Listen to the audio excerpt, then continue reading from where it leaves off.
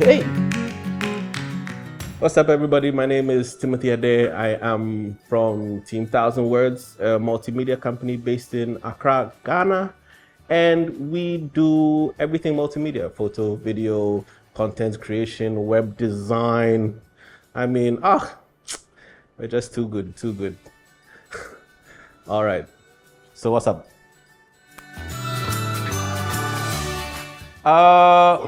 For me, art has always been part of my life. I think I remember, my memory goes back to when I was like 4 years old. I don't really remember much before then, but then I used to draw. And at that time, Wolverine from X-Men was my inspiration. And so everybody I drew had claws because Wolverine had some. As it progressed over the years, I think I was about 9 or 10, or could have been 8. I can't really remember too well. When I got my first camera, it was a film camera. And my dad was a diplomat and we were moving all over the world. And so I got the opportunity to use my camera to take pictures. Of course, not too much because you had to make sure that you didn't finish your film. You would go and get it developed and then you would print it out and you'd have them in albums. And so I've always loved taking pictures. When we moved to Ghana, I saw my first digital camera when we moved to Ghana. It was a Sony camera, which used floppy disks. I don't know how many of you even remember using floppy disks, but the camera used floppy disks. The camera was so tall. I really remember it was my uncle's camera. After church, I saw him holding a bag with this camera inside, and I was like, what's that? And he's like, oh, it's a digital camera. And it just blew my mind. I was like, what? You can take a picture onto a floppy disk? That's crazy. Anyway. Fast forward a couple years, I got my own point and shoot camera, one of those silver Sonys. The Sony Cyber Shots, that's what they used to call them. Slim and long, and when you turn it on, the lens comes out like a proboscis. And so I got that camera. I used to shoot at school with my friends in high school, at university, at church camp meetings, and it just progressed over time. In 2010, I visited my sister in Australia, and her husband was a photographer. And I mean, his pictures were just amazing. And I was just looking at it and I was like, oh, when will I ever be able to shoot like this?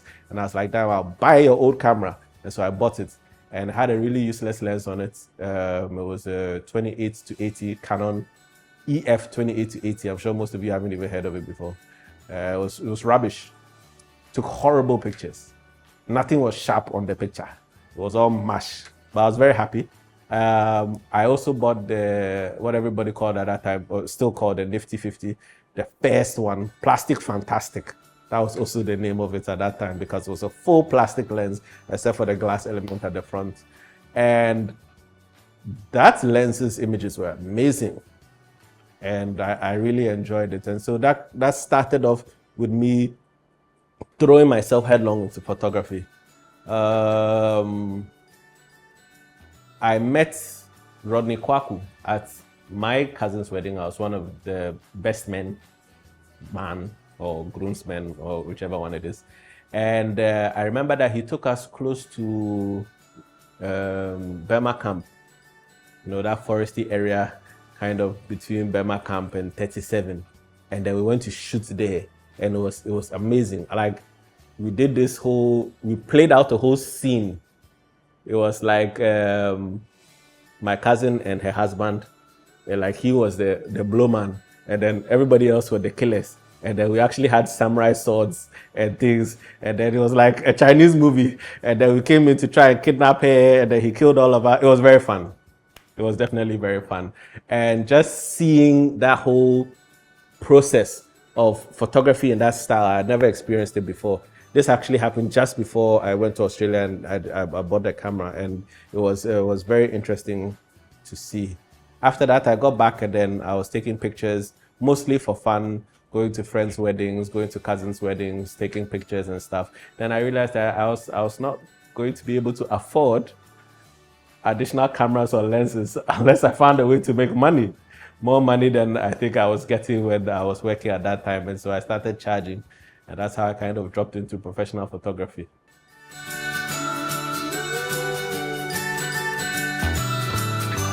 Okay, let me mention a couple people whose work kind of inspired me, and mostly for different reasons. First up is actually a photographer based in US called David Hobby.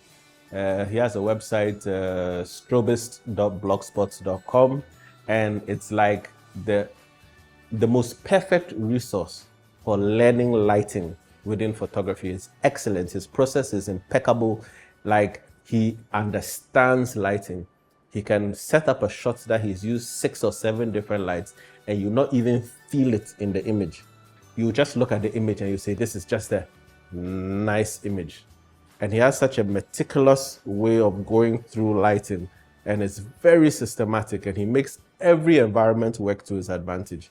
And so his style of work inspired me a lot, that he's able to create under every circumstance, in every situation, and create beautiful images to boot. Another photographer who I really liked his work is also another US-based photographer.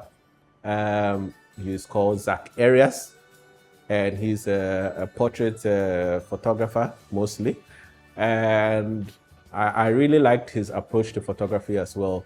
Also, when it came to the business side of photography, he had a very beautiful way of thinking about the business side of photography and how to charge and so on and so forth. So it was really cool that I was able to see his work and also see some of his videos and his events and stuff. In Ghana, I'll just rattle off a few names very quickly who kind of pushed me in my photographic journey. There's Kwame Pocho, who is my current business partner at Team 1000 Words, and Rodney Kwaku, who I really enjoyed that first wedding that I was a part of. Stephen Eduse, who gave me a very interesting working experience as a photographer and also used to do a lot of lighting at the beginning. And Emmanuel Bobby of blessed memory, who was just awesome. He used to just, we lived very close to each other at one point, about 5 minutes away. And we used to do a lot of things together. He'd go to his studio. We'd come to my studio, would chat, we'd hang out, we'd eat fufu together at Abonija, which is a place that's close by where we used to live. So yeah, there's quite a number of people who have impacted me greatly in my photography journey. My professional photography career started, I think, around the tail end of 2010. That was the time that I realized that photography was expensive, and maybe I should make some money so that I can buy myself some lenses. And so I think my first paying job was a 300 cedi job to cover a 60th birthday party for my uncle who was retiring. And I was sweating buckets. I was so nervous. It was the first job that I was actually being paid for. Up to that time, I had just like shot on the sidelines of other people's events and sponged off their stuff. But it was cool. I did a whole album. I printed the pictures. I stuck it in. That time we were using sticking albums, none of these photo books like we use today. And so yeah, that was when everything changed into a professional setting. And then I really started taking photography as less of a hobby and more of a business.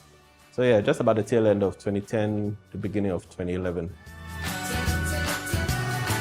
Hey, Timothy, you are going to take pictures again? Say, yes, da.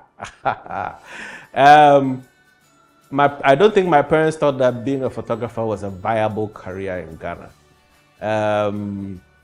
The time I started photography, I had already been, in fact, I think I was working in one university and then I moved to another university that I was working at as a facilitator in IT, because my background is actually in IT and electrical engineering.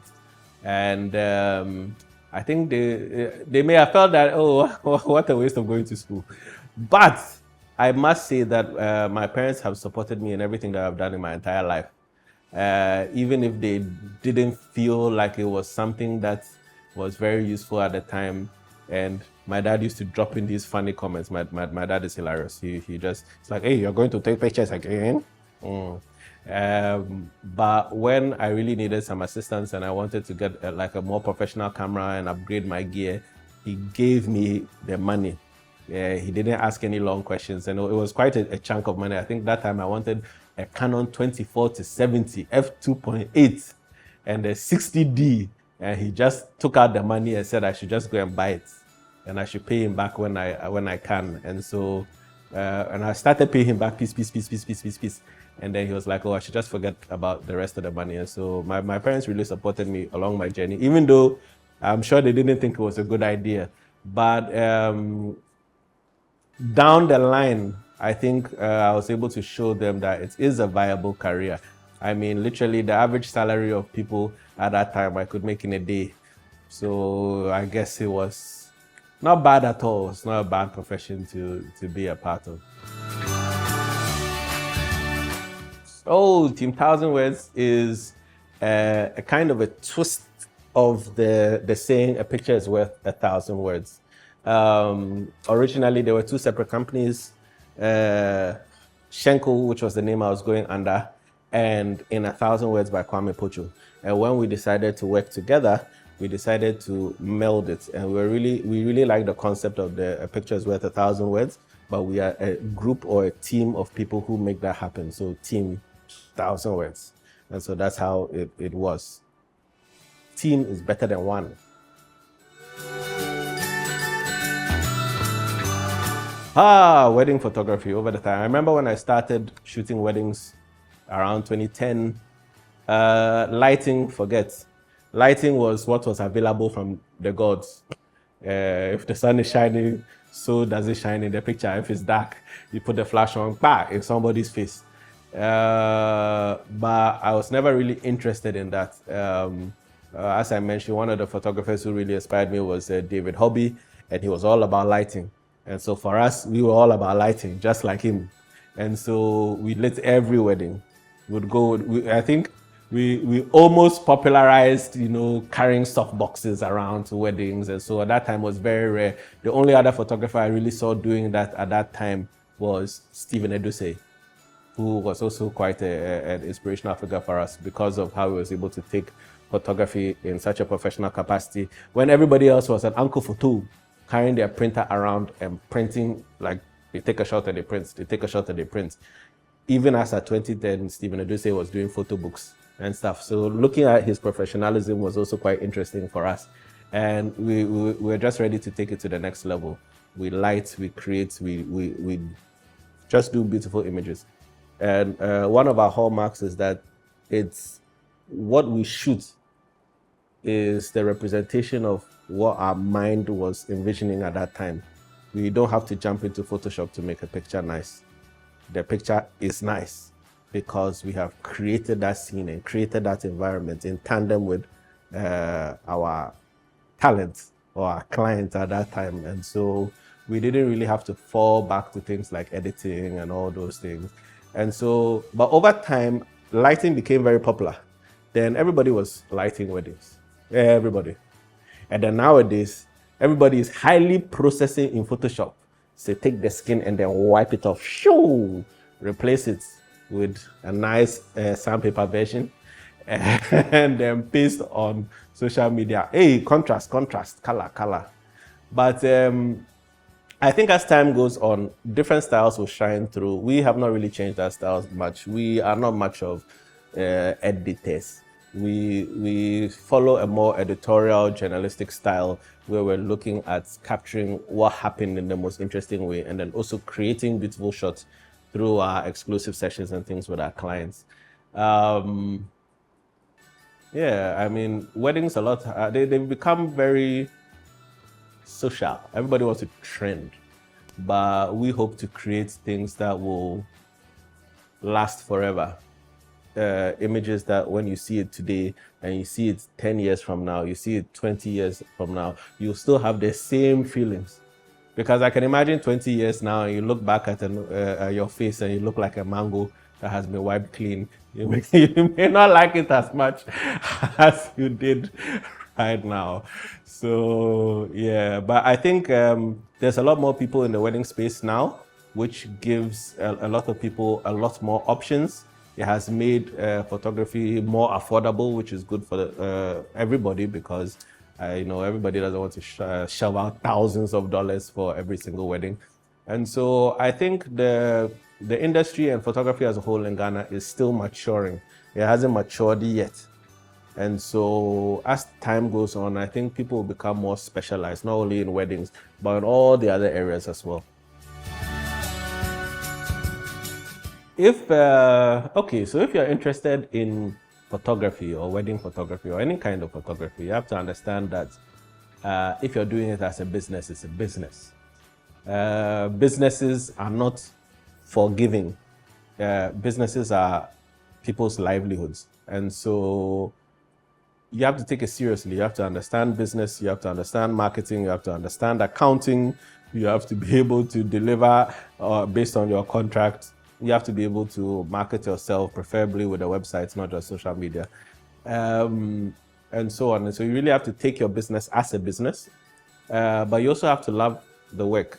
Photography is not simple, especially wedding photography. I think wedding photography is the hardest kind of photography you can go do, besides maybe flying in space and taking pictures and in a mine somewhere. Sometimes you're working 10, 12-hour days, you're standing on your feet the whole time, you're expected to be everywhere all the time. You're an architectural photographer because you're shooting the church, you're a portrait photographer shooting the bride, you're an events photographer shooting groups, you're a product photographer shooting rings and shoes.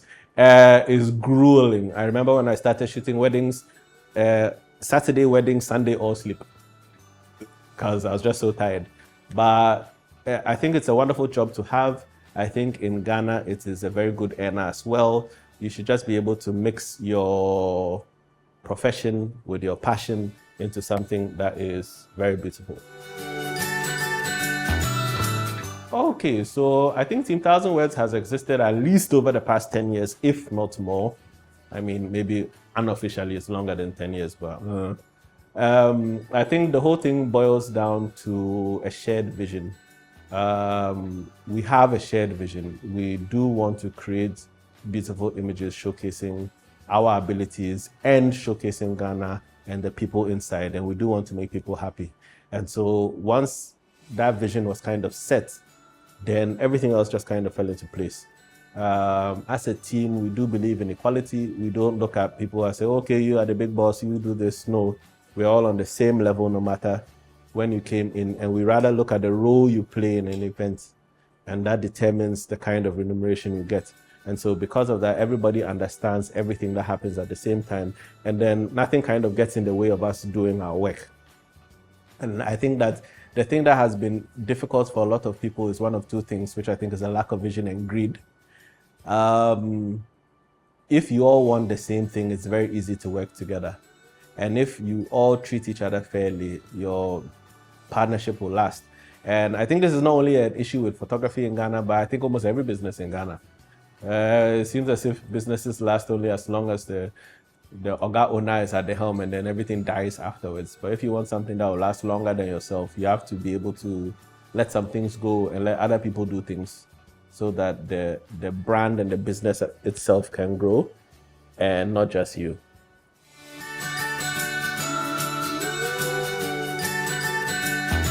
The comeback of Team Thousand Words. Yeah, you people should watch this space. I mean, we've been here for a decade plus.